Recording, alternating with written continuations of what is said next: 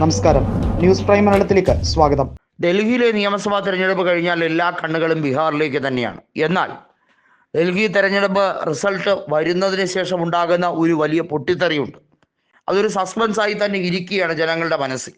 കാരണം ഈ രാജ്യത്ത് എന്തും സംഭവിക്കാം. രാജ്യ തലസ്ഥാനം അവിടെ ത്രിശങ്കുവാണ് കാര്യങ്ങളെങ്കിൽ വീണ്ടും ഒരു തെരഞ്ഞെടുപ്പിലേക്ക് എന്ന രീതിയിലേക്ക് പോവേണ്ടി വരും.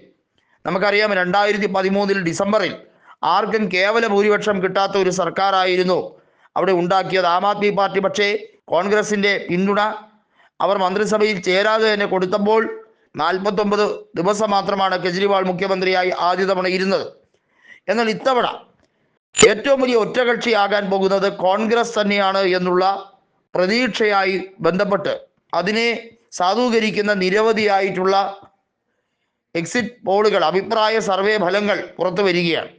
ഒരുപക്ഷെ തെരഞ്ഞെടുപ്പ് കമ്മീഷന്റെ രാഷ്ട്രീയ ഇടപെടലുകൾ പോലും ചോദ്യം ചെയ്യപ്പെടുന്ന സാഹചര്യമാണ്. കാരണം രാജീവ് കുമാർ പല രാഷ്ട്രീയ ഇടപെടലുകൾ പല രീതിയിൽ നടത്തിയിട്ടുണ്ട്.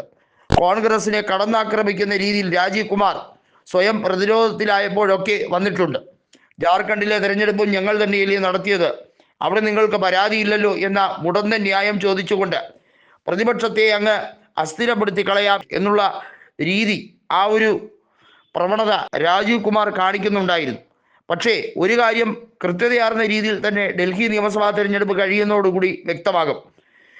പട്ടികയിൽ അധികമായി കൂട്ടിച്ചേർത്ത വോട്ടുകൾ, അതായത് കള്ള വോട്ടുകൾ, വോട്ട് ഇരട്ടിപ്പുമായി ബന്ധപ്പെട്ട കാര്യങ്ങൾ അതിപ്പോഴും സുപ്രീം കോടതിയിലേക്ക് അതുമായി ബന്ധപ്പെട്ട ഹർജി സമർപ്പിക്കപ്പെട്ടിരിക്കുന്ന ഒരു അവസ്ഥയിൽ അതുമായി ബന്ധപ്പെട്ട കാര്യത്തിൽ സുപ്രീം കോടതി എടുക്കുന്ന തീരുമാനം വളരെ വ്യക്തവും ശക്തവുമായിരിക്കും എന്ന് തന്നെയാണ് കോൺഗ്രസ് കരുതുന്നത്. കോൺഗ്രസിന് വേണ്ടി അഭിഷേക് മനു സിംഗ്വി തന്നെയായിരിക്കും ഹാജരാകുന്നത്.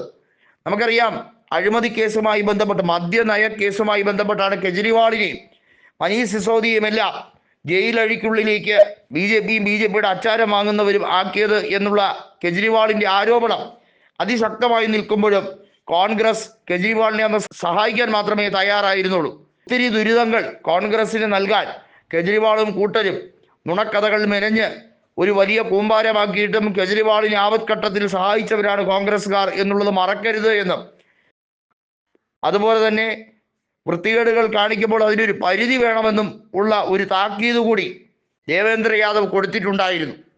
കെജ്രിവാൾ ഇവിടെ മുന്നോട്ട് വയ്ക്കുന്ന ലക്ഷ്യം ബി ജെ പിയുമായി ചേർന്നുള്ള ഒരു അഡ്ജസ്റ്റ്മെന്റ് ആണ്. 30% കൂടുതൽ വോട്ട് ഷെയർ ആം ആദ്മിക്ക് നേടാൻ കഴിയില്ല എന്നുള്ളത് പാർലമെന്റ് തെരഞ്ഞെടുപ്പ് കഴിഞ്ഞപ്പോൾ തന്നെ അവർക്ക് മനസ്സിലായ ഒരു പൾസാണ്. ജനങ്ങളിൽ നിന്ന് അകന്നു തുടങ്ങിയിരിക്കുന്നു. ജനങ്ങൾക്ക് ബോധ്യപ്പെടാത്ത രീതിയിൽ ദഹിക്കാനാകാത്ത കാര്യങ്ങൾ പലതും ചെയ്തു കൂട്ടുന്നു. സർവത്ര കടക്കണിയിലേക്ക് ഡൽഹി സർക്കാരിനെ തള്ളിവിടുന്ന രീതിയിൽ വായ്പ എടുക്കൽ മാത്രമാണ്. ഫ്രീബീസ് പൊളിറ്റിക്സ് കൊണ്ട് ഇനിയും പിടിച്ചു നിൽക്കാൻ കെജ്രിവാളിന് കഴിയില്ല എന്ന് ദേവേന്ദ്ര യാദവ് വ്യക്തമാക്കി കൊടുത്തിരിക്കുകയാണ്.